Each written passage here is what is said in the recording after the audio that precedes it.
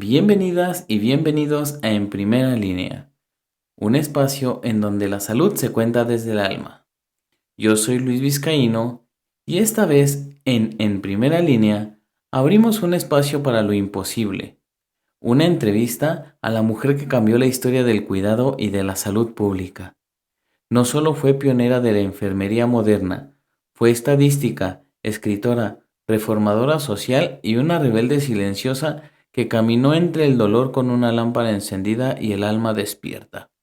En este episodio especial, su voz regresa para hablarnos del amor por la profesión, de la lucha contra la indiferencia, del poder de los números y del precio de cuidar. Porque hay figuras que nunca mueren, solo esperan ser escuchadas de nuevo. Ponte cómodo y escucha y disfruta de este episodio. Comenzamos. Yo, el Beastie Versus en el mic, el A2H, pa, es el Ladex. Yo. Torno infinito, bro, guerra sin tregua. Vidas que cuelgan, la muerte siempre te acecha. Manos que tiemblan, miradas que te imploran. Pero aquí nadie retrocede, hermano, nadie llora. A veces ganas, bro, a veces pierdes. Duele la lucha, pero nunca se detiene. Cuando un alma regresa, la luz se enciende. Por cada caída existe alguien que siempre vuelve. Guerreros de blanco, sangres y heridas. Héroes ocultos salvan un chingo de vidas. En primera línea, sin dar un paso atrás. Entre sombras y fuego no hay miedo para luchar, yo. Venas y arterias, vendas y esquemas. El mundo enferma, la sangre muerta te infecta. Hola, mi nombre es Florence Nightingale. Fui enfermera y estoy en primera línea. Bueno, pues bienvenidos a un episodio más de En Primera Línea, el podcast que honra a quienes han hecho del cuidado su vocación. Hoy no es un episodio cualquiera, pues hoy viajamos al pasado, cruzamos épocas, cruzamos guerras y hospitales oscuros para tener con nosotros a la pionera de la enfermería moderna. Una mujer que desafió su época, que caminó con una lámpara entre la sangre y el dolor, y que con ciencia y compasión cambió el mundo. Prepárate porque este episodio es una conversación con la historia y con el alma del cuidado. Sin más preámbulo, voy a dejar que nuestra invitada el día de hoy se presente. Soy Florence Nightingale, enfermera, reformadora y mujer al servicio del cuidado. Me conocen como la Dama de la Lámpara, pero solo fui una voz que eligió no callar frente al sufrimiento. Hoy estoy aquí para compartir lo que la vida, la guerra y la compasión me enseñaron. Señorita Florence, muchas gracias por estar aquí en nuestro podcast. Es un honor tener a una persona tan representativa como lo es usted. De verdad, gracias. Gracias a ti, Luis, por abrir este espacio donde las voces del cuidado pueden ser escuchadas, aún más allá del tiempo. Es un honor estar en primera línea, no por lo que represento yo, sino por lo que representa cada mujer y hombre que en silencio ha dedicado su vida a sanar. Yo solo fui una entre muchas, pero si hoy mi voz puede inspirar, entonces aún tengo algo que ofrecer. Gracias por traerme de nuevo, no con magia, sino con memoria.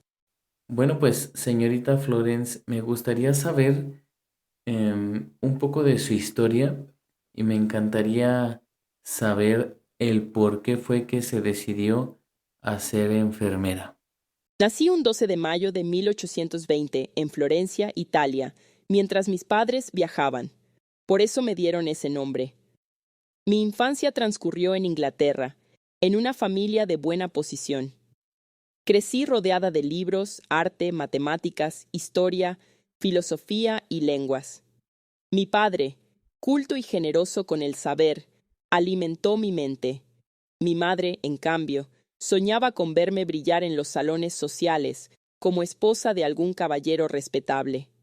Pero desde muy niña, sentí que mi vida no me pertenecía del todo. Mientras otras soñaban con vestidos y bailes, yo me perdía en pensamientos sobre el dolor ajeno. No era tristeza, era hambre de propósito. A los 17 años, mientras caminaba sola por el jardín, sentí lo que solo puedo describir como un llamado divino. no a encerrarme en un convento, sino a salir al mundo y aliviar el sufrimiento. Cuando dije que quería ser enfermera, aquello fue un escándalo. Mi familia me ofreció viajes, vestidos, incluso un matrimonio ventajoso. Querían que llevara una vida digna, digna según ellos. Pero yo no podía ignorar esa voz interior que me decía, hay vidas que necesitan tus manos más que tu silencio. Comencé a estudiar en secreto. Leí tratados médicos, estudié estadística y viajé a Alemania al Instituto de Kaiser Werth. Allí confirmé lo que ya sabía. El cuidado no es un acto servil, es una ciencia y también un arte. Cuando estalló la guerra de Crimea, el gobierno británico me pidió que liderara un grupo de enfermeras voluntarias. Las condiciones eran inhumanas. Hospitales sucios, sin ventilación, sin recursos. Los soldados morían más por infecciones que por las heridas de batalla. Implementé medidas de higiene, organización y registro. No lo hice sola. Lo hice con mujeres valientes que entendieron que la compasión debe tener disciplina. Caminaba cada noche con una lámpara entre los pasillos oscuros, no por dramatismo, sino porque necesitaba ver y ser vista. Me llamaron la dama de la lámpara, pero yo solo era una mujer haciendo lo que creía justo. Allí, entre el barro y la sangre, comencé realmente a ser quien nací para ser. No me convertí en enfermera. Fui enfermera desde el día en que elegí mirar el sufrimiento de frente y no apartar la mirada. Después de la guerra, dediqué mi vida a reformar hospitales, a escribir, a estudiar cómo mejorar la salud pública. El cuidado no puede limitarse a una cama. Debe transformar sistemas enteros. Renuncié a muchas cosas, al amor, al descanso, a la paz interior, pero no me arrepiento, porque comprendí que cada vida salvada, cada enfermera formada era una victoria sobre la indiferencia. No nací para ser obediente, nací para servir. Y aún hoy, siglos después, espero que mi historia no sea solo recordada, sino continuada. De verdad que al escuchar toda esa historia, al escuchar el cómo nació ese gusto por la enfermería, no hay palabras, no hay palabras que describan todo, todo este mar de emociones en primera que estoy sintiendo por tenerla aquí entrevistándola y en segundo porque pues es usted pues la pionera de, de la enfermería moderna, como decíamos al principio, y ha sido también pues un pilar fundamental para esta noble carrera, noble profesión.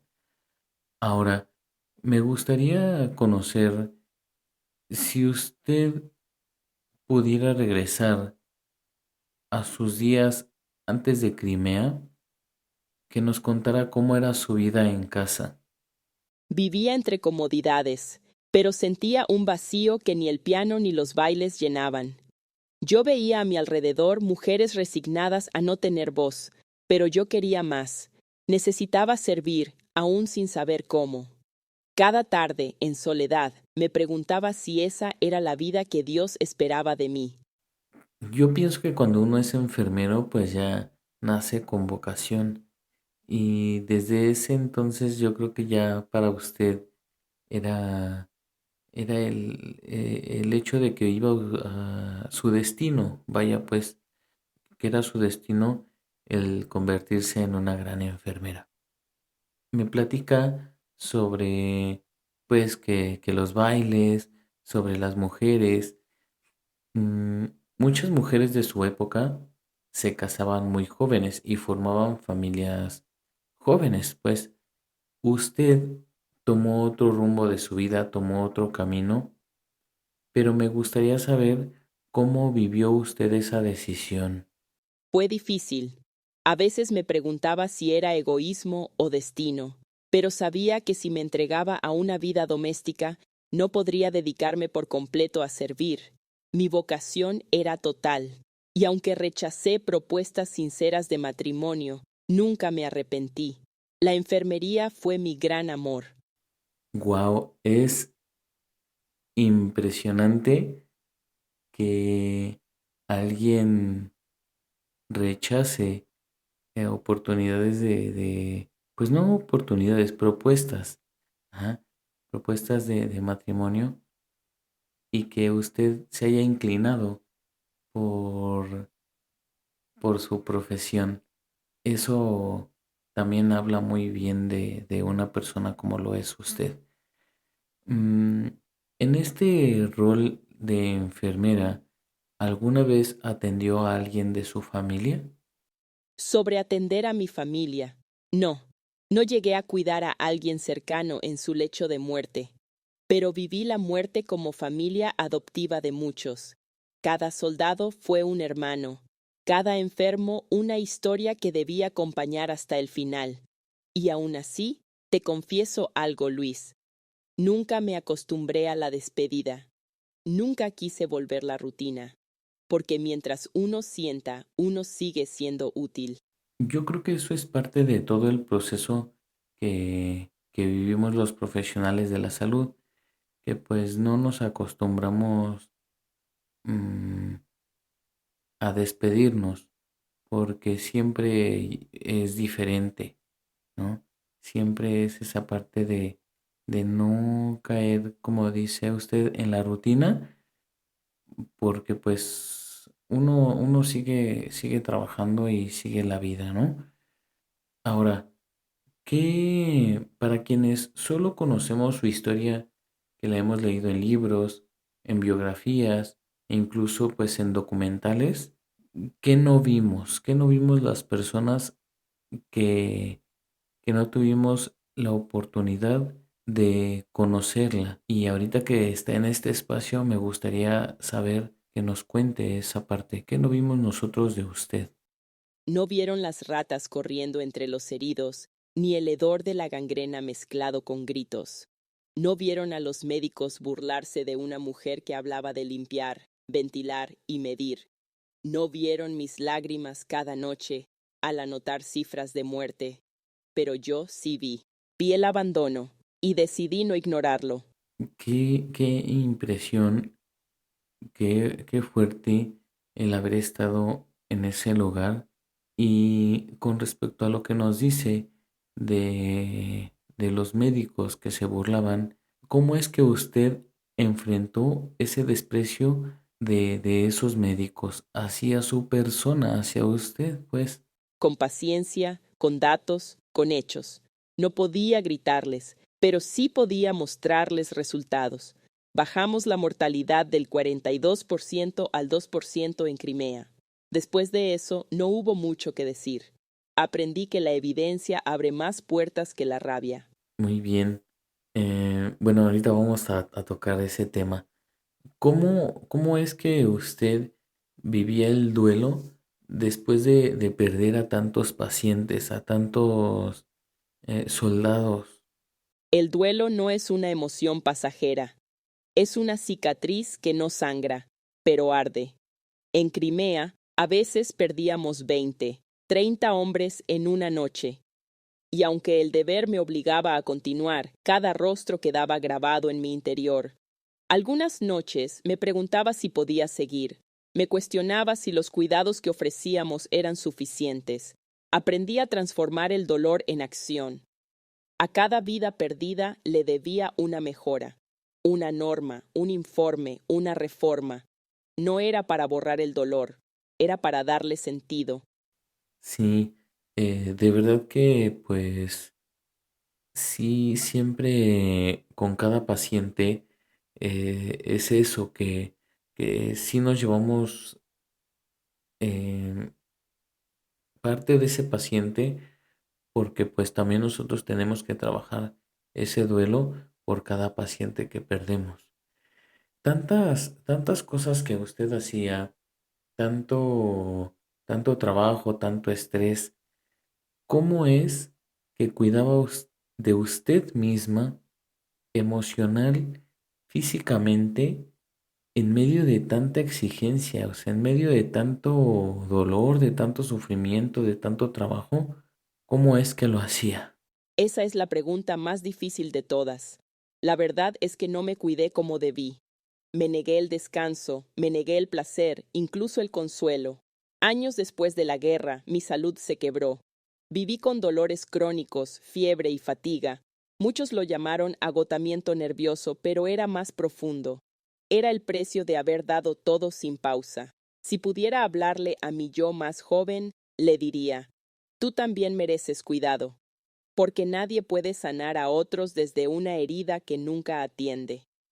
Sí, ahora eso es muy importante, que como profesionales de la salud cuidemos nuestra propia salud, porque si no, no vamos a poder atender a alguien más, ¿no? No le vamos a poder dar esa calidad y esa atención que él se merece. ¿Qué papel jugó su fe en relación con la muerte, con todo lo que vivió? Mi fe nunca fue dogmática. Creía en Dios, sí, pero no en un Dios lejano ni castigador. Para mí, Dios se revelaba en el servicio, en el acto humilde de limpiar una herida o sostener una mano. La muerte nunca fue mi enemiga. Era más bien una hermana severa que venía a buscar lo que ya no podía seguir aquí. No intentaba vencerla. Mi tarea era retrasarla con dignidad, suavizar su llegada, hacerla menos solitaria. Y cuando la muerte llegaba, yo encendía mi lámpara, no por los vivos, sino por los que se iban, para que encontraran su camino en la oscuridad. Pues, como yo decía y como lo platicábamos con otros invitados que hemos tenido aquí en el programa, que trabajamos al lado de ella, que no podemos hacerla a un lado porque pues se volvió parte del personal y inclusive en los años en los que usted ejercía su profesión, ejercía la profesión, pues y en un lugar como lo fue una guerra, en ese escenario, pues la muerte anda muy productiva, ¿no? Con todo esto que estamos platicando, del trabajo diario, ¿qué cosas cree usted que hoy siguen siendo invisibles? El peso emocional. Cuidar a otro consume. Escuchar al paciente, ver su miedo, oír su llanto. No se borra al salir del hospital. A veces, el sufrimiento ajeno se convierte en una carga silenciosa. La enfermería también enferma. Por eso quien cuida necesita ser cuidado.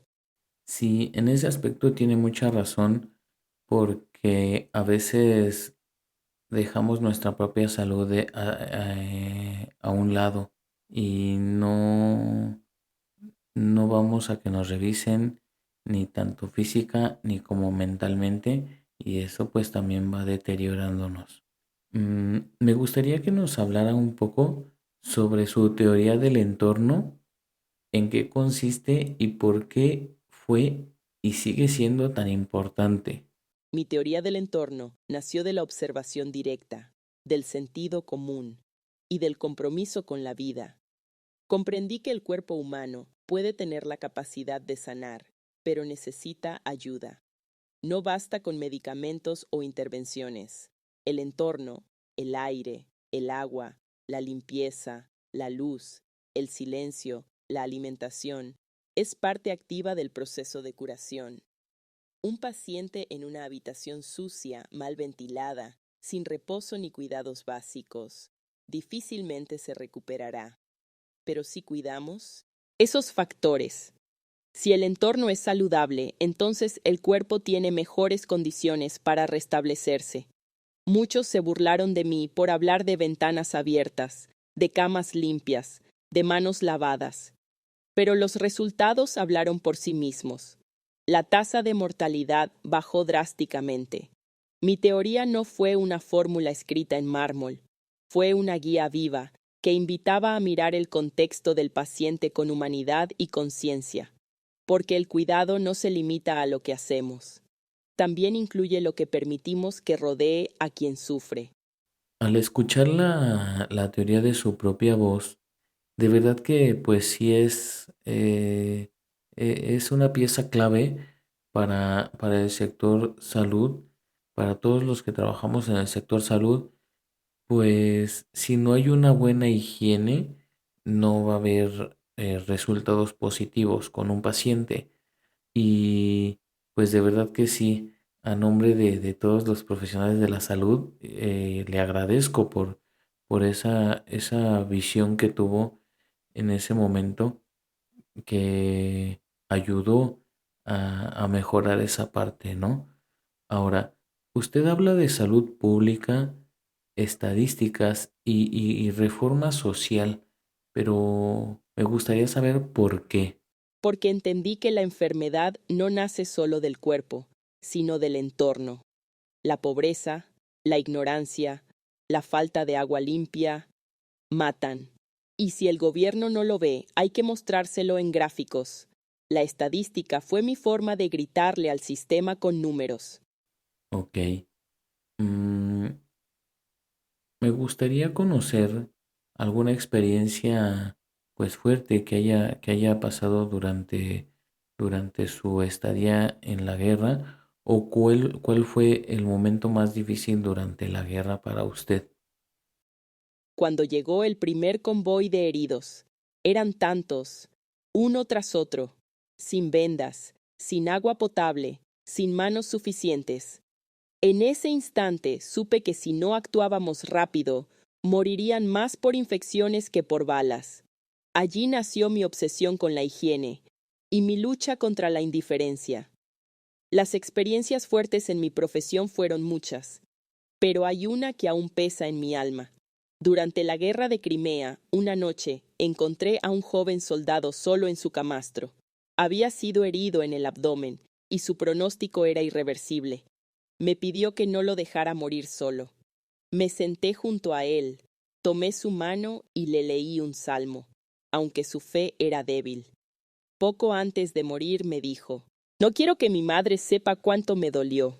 Dígale que me dormí en paz. Lo cubrí con la manta más limpia que tenía. No lloré ahí, pero esa noche escribí en mi diario: Hoy, la muerte me miró a los ojos y me pidió ternura». Wow, el haber estado en ese lugar, yo creo que, bueno, y en cualquier guerra, ¿no? En cualquier lugar en donde pues también esté amenazada la propia vida de la persona que está cuidando, pues es algo que es de admirarse. En algún momento durante todo su recorrido dentro de la profesión, o estando ahí, ¿tuvo miedo o se sintió sola? Mucho. Me llamaron loca, me negaron becas, me amenazaron con quitarme todo. Renuncié al amor, a formar una familia. Pero cada carta de agradecimiento de un soldado, cada muerte evitada, me dio fuerzas. La soledad fue mi compañera, pero también mi maestra. Yo creo que eso es lo más significativo después de haber pasado muchas cosas, el que le hayan agradecido. Yo creo que las bendiciones y los agradecimientos, con eso es más que suficiente para tener una buena recompensa. Llegamos a la parte en donde nos receta una canción. Si pudiera escoger una pieza musical, ¿cuál sería? Que nos recete una canción usted. Un nocturno, uno que suene como pasos silenciosos en la noche, cuidando a alguien que duerme. Porque la enfermería no es un espectáculo, es una vigilia, un acto de amor en silencio. Con cada respuesta sí me doy cuenta que usted ama profundamente la enfermería.